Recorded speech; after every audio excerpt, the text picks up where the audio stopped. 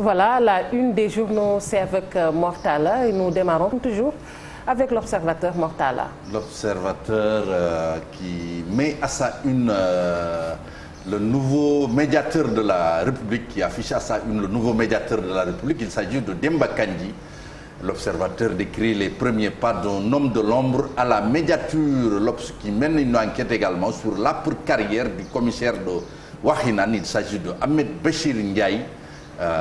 Pour l'Obs, c'est l'histoire d'un rampant. Et puis, ces survivants qui racontent un peu l'effondrement de Anne Belair avec des récits poignants. C'est à lire dans l'Obs du jour. L'Obs également qui s'intéresse à la musique, au showbiz, pour nous dire la vague à succès des 18 et 25 ans. Il s'agit de Samba Peuzzi, Djaïla, Amira Abed, Ashizo Best, les voix du moment. Enquête, les élections territoriales, c'est pour enquête l'heure des technopoliticiens. Et puis Pandora Papers. C'est quoi le problème? C'est la question qui barre, disons, le bandeau de, disons, la fenêtre d'enquête. Et puis Boulaïdia qui boite vers le forfait. C'est à lire dans Enquête du jour. On va se tourner le quotidien. Affaire Cheikh Niass. Une mort difficile à enterrer. C'est, disons, la une de le quotidien. La famille, il n'y a jamais eu d'autopsie à la police, c'est l'Omerta. Et puis, sermon sec de Tianaba, attaque entre familles religieuses. Le Soleil, tirailleur sénégalais, les héros d'une sombre tragédie. Le Soleil qui revient un peu sur 1899, la première période, Thiaroye 44, au-delà de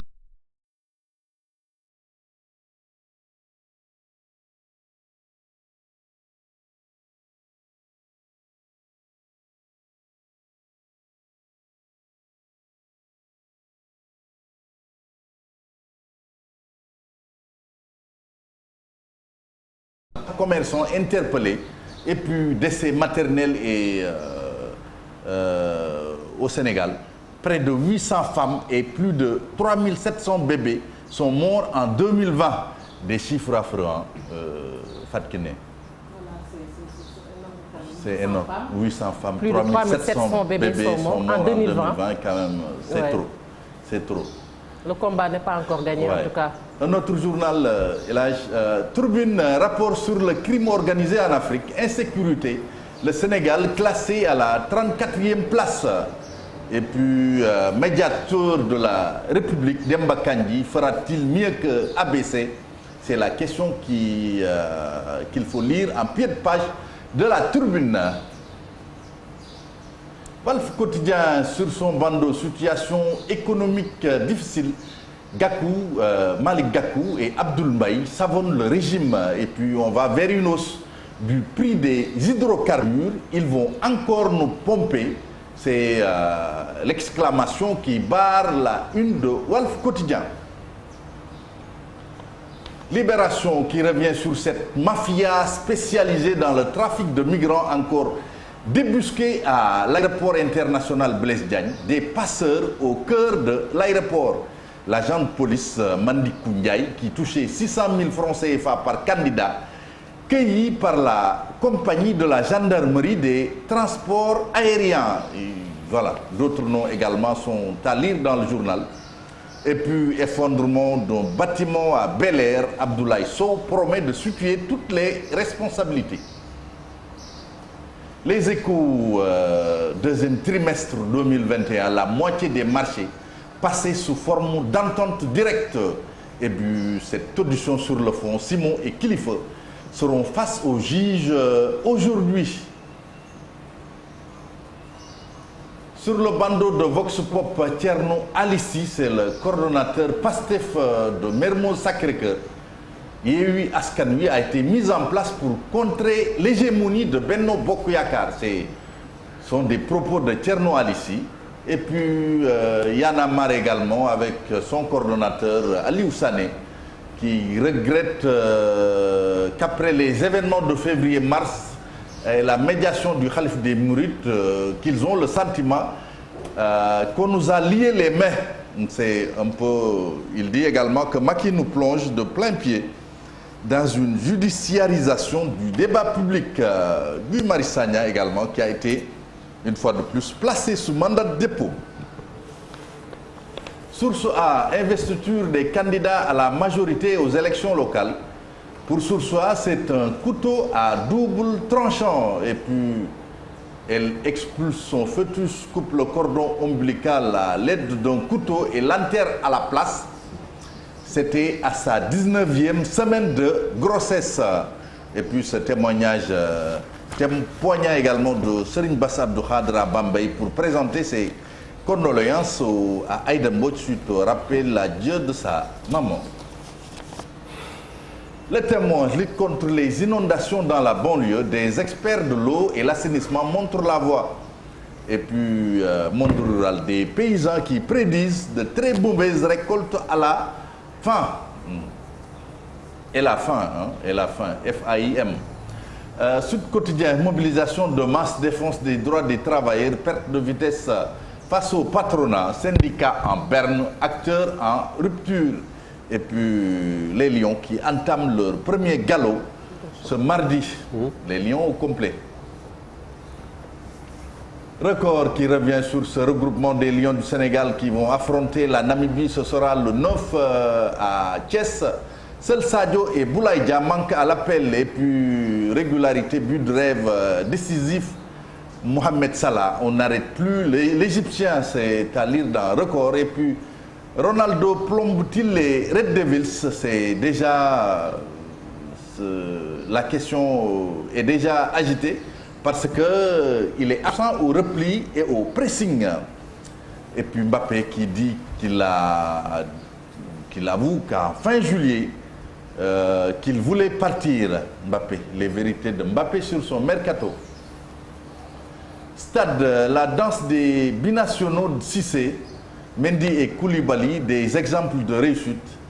Les autres sont à lire également dans le journal, jusqu'à Bouna Sarr. Salah et Mané, successeurs de Drogba et Eto'o. Sunu Lamb pour terminer, Modulo Ama Baldé du 25 décembre 2021. La guerre des mots fait rage. Pour Ngouda Dia, Ndiouga Dia, on a affronté plus dangereux qu'Ama Baldé. Bakhoum également qui dit demander à Malick Niang si Ama sait se battre ou pas. La guerre des mots a donc démarré voilà, pour le combat Modou Ama Baldé. C'est tout ce qu'on peut retenir Fatou Kiné pour cette revue une des journaux du jour. Merci beaucoup Mortala ñu lay jaajëfal bu baax a baax ci la une des journaux Mortala xam naa dinañ wax tuuti ci tàggat yaram. buñ ci mënee wax rek tuuti lu mat sax ñaari simili. muy match Sénégal bi ñu koy xaar muy éliminatoire yi jëm ci coupe du monde bi. ndax tanière ba gis nañ ñi nga xamante ne jàpp nañ ne ay kàngam la ñu xëy na teewuñu waaye gis nañu également. ñu yees yi ci dugg mën nañu am yaakaar. waaw mën nañu am yaakaar te voilà je pense Aliou Cissé ci continuité la nekk. dafa amoon maanaam ay lëkk-lëkk. ay lënt-lënt. ci flanc droit bi. ak sunu flanc gauche yi. parce que latéral sunu latéraux yi ñi fa faroon ñi doon faral di gis. ñu fay nekk. ñooñu dañu am ay tolof ci seen club. moo tax Aliou Cissé jëloon na bii passé. ku ñuy wax Moutarou Baldé nga xam ni day football Teungueth FC nekk latéral mu indi ko pour xool ko sagam dina am lu mu ko indil ci satisfaction am déet mais bii nag dani day jëli Bouna Sarr Bouna Sarr nag mu ngi joué ci club bu mag bu ñuy woowee Bayern Munich Bayern moom OM la jógee muy Olympique de Marseille la jógee dem Bayern Munich muy sénégalais boo xam ni da doon hésiter entre France Guinée ak Sénégal ndax ñetti réew yooyu yëpp mënoon na faa football. defoon na sax comme ni ñu koy defee waxoon na yéeneem ni dafa bëggoon football France. te mu juróon nag coow lu rëy. mais comme dem na. ba jëmmi jamono. xelam yedd ko. mu wàññeeku tuub. daal ni dafa bëgg a ñëw football Sénégal Aliou Cissé xam na ni flanc droit bi dafa am problème. pour Lions yi doxal ni ñu war a mën a doxalee comme ni koy Malal di waxee. indi Ndiaye yeeg am jóob yi gën a jaar yoon. mu ni na ko indi ñu jéem a seet lu mu mën a indil équipe nationale. parce que quand même ku jouer Bayern Munich yaakaar nañu ni am nga niveau. parce que Bayern Munich quand même c'est pas benn club bu fala équipe bu am expérience équipe bu am expérience la te yaakaar naa ni nga ko waxee ñaari équipe yooyu ku ci jaar ku ne. am na nu yaakaar ni am na lu nekk ci tànk yi ni ko sportif yi di waxee. waaw bien sûr parce que li ci des mooy li Mortal wax je pense que li weesu na comme ñëw na déjà équipe nationale man mi. la dernière fois j'ai tiré sur lui yàgg na ba mu ko defee parce que ñun fierté amul lu dul Sénégal képp koo xamante ne dañuy xeeb Sénégal moom bu jàpp nañ dañ la xeeb mais il s'est rendu compte de son erreur ñëw na donc coach bi moo ko choisir je pense que léegi moom la pression bi nekk ci kawam parce que am na loo xamante ni Mbaye Niang bi mu koy defee c'est encore une fois les deux cas bokkul parce que Mbaye Niang ba mu doog a door bëggoon na ñëw gars yi tëjal ko bunti moo tax moom it bi mu demee ba am leen ñu bëgg ko mu am ni mu taxawee bu na moom eggun woon ak moom foofu mais je pense que li ñu xaar ci moom mooy résultat et on espère que pour mu réconcilier boppam ak le public déjà ak 12e gaynde beeg sénégalais yi mooy résultat mu def ko ci terrain bi te Sénégal looloo ko tax a jóg mooy ñu qualifié ñu ngi ci bonne dynamique parce que double confrontation bi je pense que bu ñu gagné ñaari match yi moom amut werante bu bari qualification bi c'est de fils oui te Chérif dama bëggoon taxaw foofu parce que il faut sénégalais yi xam également que benn équipe nationale la ñu am amul équipe nationale binationaux ak équipe nationale ñi juddoo Sénégal il faut ñu jàpp que ni binationaux yi bu ñu décider comme léegi am nañu sañ-sañ football seen réew bu seen papa jugee loolu dañ leen a war a xajal dañ leen a war a encourager parce que peut-être xëy na amuñu fi am na ñoo xam ni peut-être sax pour ñu am fi mbokk parfois dina jafe mais comme seen papa amoon na yéene bi man je me rappelle toujours de l'histoire de Issar Dia papaam dafa gaañu mais papaam yéene bi mu ko waxoon dañu ko woon man bu ma sañoon nga dem Sénégal football yi te boobu Issar Dia football na ay moins de 20 ans yi en France ak 19 ans yeeg yëpp football na ko France mais donc ñoom seen yéene bi seen waajur yi amoon également ñoom ñoo ko mën a matérialiser te il faut ñu xam ni benn équipe nationale bi la amul ñii dañoo juddoo France du ñu joxe bu baax parce que léeg-léeg nit ñi wax quoi nit ñi dañ koy wax ci mbedd yi naan non gars yi France la ñu juddoo léeg-léeg du ñu joxe bu baax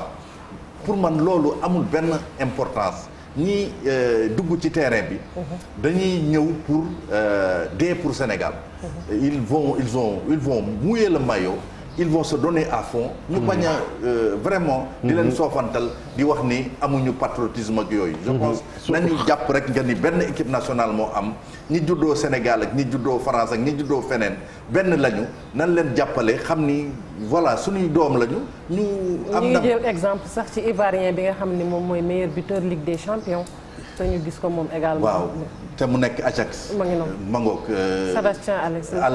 Sébastien Haller nit ñi dañuy joxe exemple ci moom mën na football France comme mën na football Côte d'Ivoire fi mu ne nii peut-être voilà même choix am sax je pense choix am sax dafa mel ni dafay hésité Côte d'Ivoire mi ngi noonu dem na Côte d'Ivoire waaw léegi dem na Côte d'Ivoire parce que mais li ci bon rek mooy comme pour des fois cadre yi quoi ak Bouna quand même ce sont des fois gars yi dañuy yëkkati ay cadre yoo xamante après mën a rattraper bu ñu yóbboo ci VAR bi moo tax mais je pense que fii Sénégal moom surtout ñu rafetal yëpp daal parce que aussi tamit comme li ñu wax rek xëy na dinañ gis loo xam ne moo leen di gën a motiver fële parce que tamit il faut ñu xam ni doole yi yemuñu mais bu ñu demee Mortal comme ni nga ko waxee ñu bàyyi la gën a neex fële xëy na ñëw fii duñ ne lu naqari moo fi nekk mais quand même il faut ñu xam ne yemuñu mais bu ñu bàyyee li gën a neex fële ñëw fii pour ñafante j'espère que dañ leen a war a daal gën a encourager parce que c'est pas évident quand même nga bàyyi fa lu mel ni réew yële ñëw ci réewum Sénégal donte xam nañu ne équipe la boo xam ne Fatou Kiné wax na dëgg léegi nag bon boo xoolee équipe nationale yi surtout yéen dëkk yu mel ni France déjà pour am fa place yombatul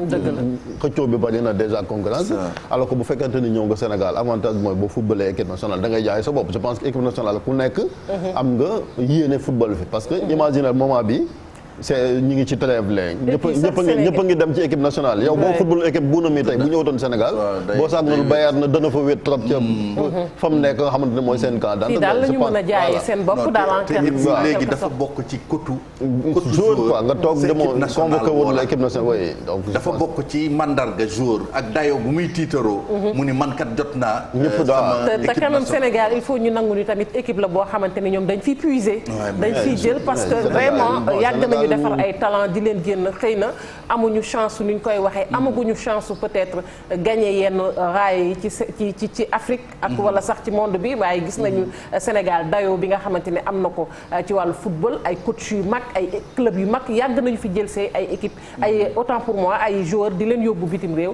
je pense que comme ni ngeen ko waxee rek marché la boo xamante ni c'est ouvert marché la boo xamante ni ku ci nekk war nga ci mën a jaay mais boo xoolee suñu joueurs yi ci fi mu toll seen taxawaay nii ci football même Algérie bi nga xamante ni kon xam ne depuis Coupe d'Afrique bi amul défaite wala ñoom mujjul ko mais individualité boo xoolee ak ku nekk li ngay def ni début saison bi Sénégal seen joueurs yi ñoo ci raw sax mais les Algériens xëy na def problème mooy coach bi il faut aussi nit ñi di ko fàttali quoi moom Aliou Cissé c'est vrai que yàgg na ci équipe nationale mais y a un problème boo xamante ni pour mu trouver moom it naka la def ba gars yi mën a déggoo seen moora muñ nañ ba sonn nag mais des fois il faut ñu koy ñaax nag mu ñoo toog li ngay wax xëy na ñu bëri moom la ñu jàpp mais man ci entraîneur yi fi jot a jaar yëpp kenn gënul baax bilan Aliou Cissé waxul bilan bi non xam nga le débat du foofu moo xam nga entraîneur daal na gañe ñu gis mais bilan bi Aliou Cissé mais nit nga muñal dem muñaluñ ko benn entraîneur aussi il faut dire ça mais nag ñu waxal ko